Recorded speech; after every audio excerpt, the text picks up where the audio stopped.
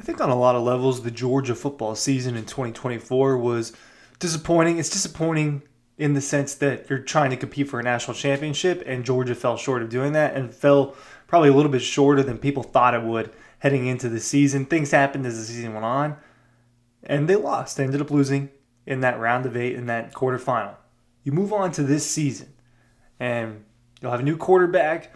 You're going to have a lot of new players on defense. You're going to have a lot of new players on offense. I mean, this offense is going to be very, very different. And I think the defense is going to look different too.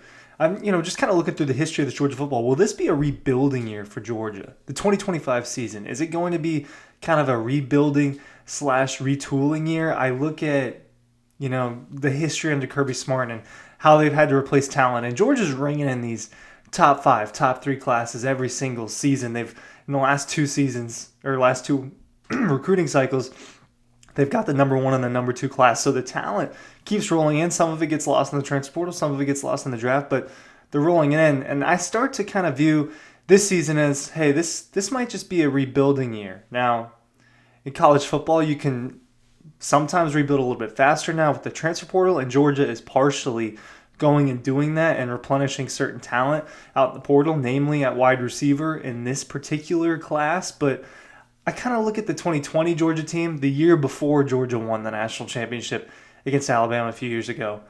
And that one was one that had a lot of guys that were getting older, getting reps. And then when they were on that 2021 team, they had already all been starters almost. They had all had production and experience. And to me, there's some of these players on this team that don't have that. And I think that this year might be one of those years. So let's talk about Georgia in terms of if this is a rebuilding year. Ryan Curley from Dawg Post, looking through the roster, looking through the depth chart.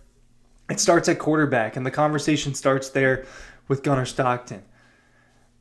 Carson Beck was the plan for the last couple of years. Right? I don't know if Carson's plan was to be at Georgia for 2 years and then go to Miami, but for Georgia's plan, it was to have Carson for at least in 2023 and possibly in 2024, and that offense is supposed to be built around him a little bit.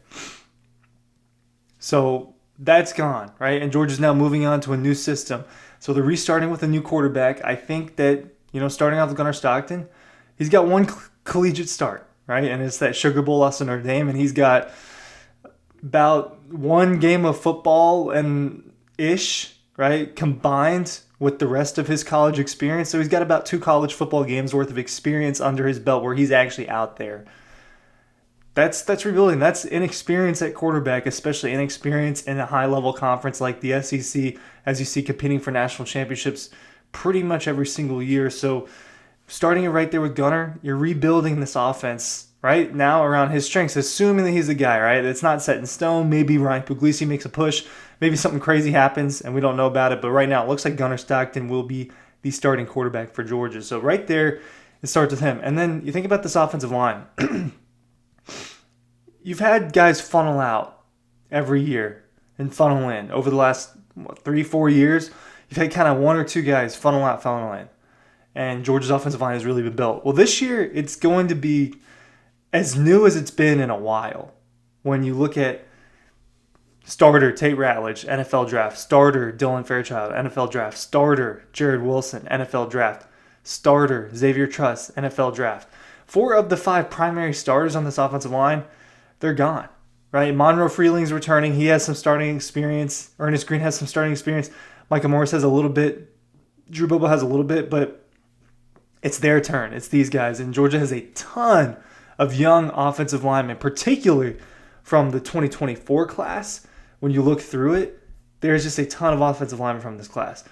Marquez Ely, Nair Daniels, Michael Unini, right? There's just a ton of guys. Daniel Calhoun, these are giants. So Georgia's kind of rebuilding that offensive line. You'll see probably people from that 2024 class who will be entering their second year this coming season, fighting for spots on that offensive line. To me, it's a little bit of a rebuild. You're going to have complete new experience on the line. You've got a quarterback that's not very experienced. You look back to that running back room, it's Nate Frazier, who doesn't have a ton of experience. Cash Jones, who kind of has a good bit of experience. And then the Robinsons, I call them the Robinsons, Branson and Roderick, not a lot of experience due to injury, right? So this Georgia team hasn't played a lot. And what you look at with the national championship teams, 21, 22, the team that went to the national championship in 2017, something common was across the board. A lot of the talent was just experience. The running backs on that 2017 with Chubb and Michelle, guys like Andrew Thomas, guys like on the defensive side of the ball like Lorenzo Carter and Jonathan Leber. It was a team that had a lot of older players. And then you zoom into 2021, a team that had a lot of older players. Jordan Davis is a senior, Devontae Wyatt, even some of the juniors were, like N'Kobe Dean, Nolan Smith, Trayvon Walker. The team was just older for the most part, and that's part of why they were able to dominate. They stuck together in this Georgia program. So this season, you kind of start to look at the lack of experience on the offensive, or continuing with the offensive side of the ball. The tight end room is one that's been around and has stuck together. When you think about Delp and Lucky and Jaden Riddell, that one is kind of not fit the mold of what I'm talking about. But the receivers, I know Dylan Bell's going to be there, but outside of Dylan Bell, it's going to be new guys for Georgia. Noah Thomas, Zachariah Branch, young guy, Nitro Tuggle, Sokobi White. They've got a lot of freshman pass catchers coming in that people think might fight for a starting job, guys like Talon Tabor. So on the offensive side of the ball, certainly Georgia is going to lack a lot of experience at Georgia and experience in the SEC this season. When you flip it around to the defensive side of the football, and you think about, okay, well, there's a lot of defensive talent leaving too. Michael Williams, Jalen Walker, Smile Munden, Dan Jackson, Damon Wilson has decided he's transferring out. Chaz Chambliss is older and he's leaving. So there's Nazir Stackhouse, Warren Brinson. It's an older defense that's kind of getting filtered in and out. There's going to be potentially a new starter at corner. You'd think that a younger guy like Ellis Robinson finally breaks into the mold. Guys like Janelle Aguero are going to be playing real significant time for the first time, probably. Raylan Wilson and C.J. Allen, kind of the older in the group. It's their turn at linebacker. Chris Cole is someone who's going to play a lot. He'll be entering his second season. Edge rushers, you don't really know who it's going to be for Georgia, but they're going to be rather green, right? Like Gabe Harris, who has played more this season, but you start to look, and a lot of Georgia's important players, the entire front seven outside of C.J. Allen and Raylan Wilson are heading to the NFL, so they've got to completely replace that group.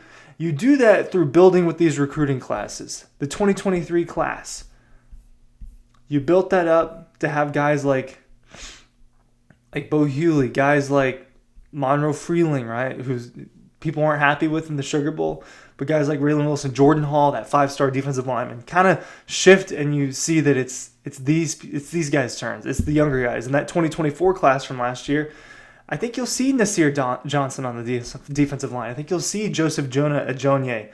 Sophomores, Chris Cole, you're going to see a sophomore. KJ Bolden will be Georgia's potentially their best defensive back. He'll be a sophomore.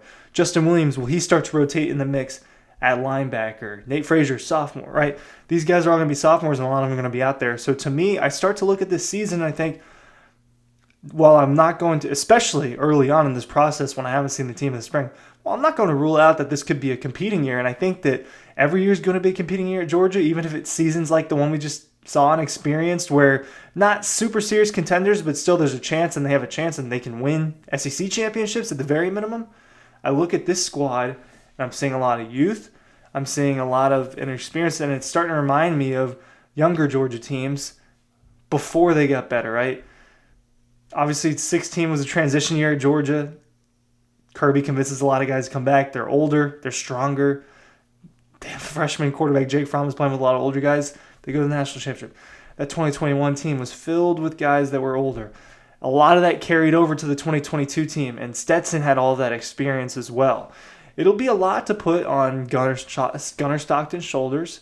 Now, it's been done before where guys go out there. Jalen Hurts is an example, right? A guy that was a freshman that helped take Alabama really far along. Trevor Lawrence, true freshman at Clemson. But what was he surrounded by? A defense with a lot of experience, running backs, receivers with a lot of talent and experience. So to me, I start to look at this retooling, rebuilding. Those are kind of the words you can use to maybe describe the 2025 Georgia Bulldogs.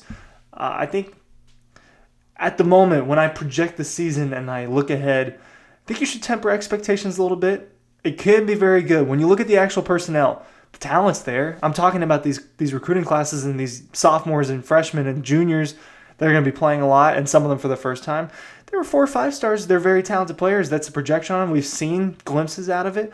Gunnar Stockton, we've seen glimpses out of him. You know that you're bringing in talent like Zachariah Branch. Things can be really good, but it won't be as easy as it would have been for a squad like in 2021, for a squad like in 2017, where they've had a lot of guys that have played together for a long time and have played a lot on the field together. That means a lot. So I look at this, I'm projecting a little bit. I think rebuilding year might be what's going to happen in Athens in 2025. Still, it's going to be the case for some other schools too, right? This is a different world in college football. People transfer out. There's more roster turnover than there ever has been before. What will Texas look like next season? They'll be losing a good bit of talent. Alabama, right? I'm talking about teams that Georgia's going to have to deal with this season. Alabama's losing guys. Ole Miss is losing guys. Tennessee's losing guys. Everyone's losing guys. I just think Georgia, this roster, gutted in a way, and especially at important pieces. But some of those pieces weren't performing to the level that you expected. So it could be an improvement. There are different ways to look at it, but on an experience standpoint, this will be a rebuilding year in a way for Georgia. Thanks for watching.